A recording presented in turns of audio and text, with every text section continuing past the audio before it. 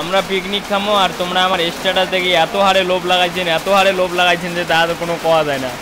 প্রত্যেক দিন বাইরে খাই আর একটা সুন্দর ব্লগ তোমার মতন মই নিয়ে আইসং, কিন্তু আজকের পিকনিকটা হয়ে গেছে একদম জঘন্যতম, মানে বৃষ্টির জন্য একে ঘরের ভিতরে, তাও তার একে কারেন্ট নাই কিছু নাই, এলে করি পিকনিক খায়। এই যে এটি একটা হাট আছে হাতত, এই যেটা, আর এই যে এটি আর একটা হাট আছে আন্দারের জন্য দেখির পার না, মুই তো ব্যবস্থা করে দিন এই যেটা।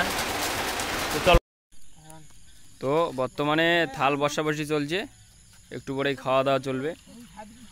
তো হয়েছে মোকা না দিস ভাই, মুখ না দিস আর না দিস, হয়েছে না দিস। তো এই দেখো মেম্বার লিস্ট, এখন আমাদের ভাত বাড়াবাড়ি চলছে। আরে আর খানিক দে, খানিক আর খানিক দে, কম হয়েছে, ঠিক আছে তো? ভাত টাত কম হবে না তো দাদা? হ্যাঁ নাও চলো চলো, এই যে এবার হচ্ছে সাবির দে দে মাংস দে, মাংস দে তাড়াতাড়ি, মাংস দে। হ্যাঁ খাও, কে খাওয়াবো না, খাও কে বলাবো, কে বলাবো।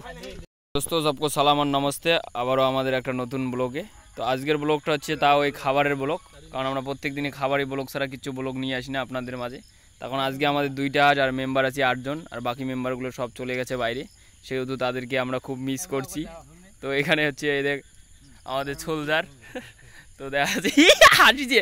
চলো এবার তাহলে নালো কিছু কবু, মাংস কেমন হয়েছে কাকু? মাংস কেমন হয়েছে?